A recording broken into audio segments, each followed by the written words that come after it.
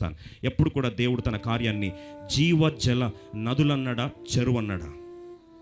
నది పక్కన కూర్చున్నాం కాబట్టి అడుగుతున్నాను. నది అన్నాడా, చెరువు అన్నాడా? నది అన్న. నదికి చెరువుకు డిఫరెన్స్ ఏంటి? చెరువు ఎప్పుడు అలా ఉంటుంది, నది పోతూ ఉంటుంది, కదులుతూ ఉంటుంది.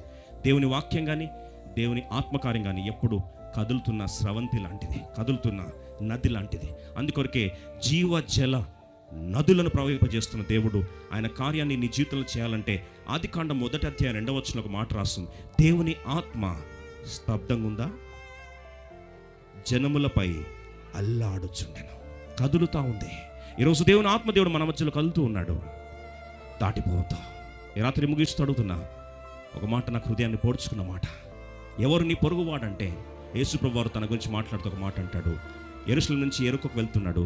వాడు త్రో మధ్యలో దుండగులు వారి మీద పడి కొట్టి వాడిని కొరప్రాంతం ఏం చేశారు, విడిచిపెట్టి వెళ్ళిపోతే వాడు కింద పడి అరుస్తా ఉన్నాడు, రక్షించండి అయ్యా, రక్షించండి అయ్యా, రక్షించండి అంటే ఆ దారిన దాటిపోతా ఉన్నారంట.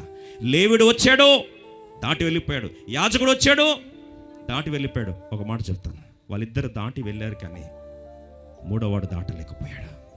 ఆ మూడోవాడు ఎవరంటండి? మంచి సమరయుడు వచ్చాడు. ఈయన కేకలు వేస్తూ కొర ప్రాణంతో ఉన్నాడు. ఎట్లా ములుగుతాడండి? పాపం శబ్దం కూడా సరిగా రాదు, కానీ ఆ చిన్న శబ్దం కూడా ఈ వ్యక్తి దాటిపోలేకుండా ఆపేసింది.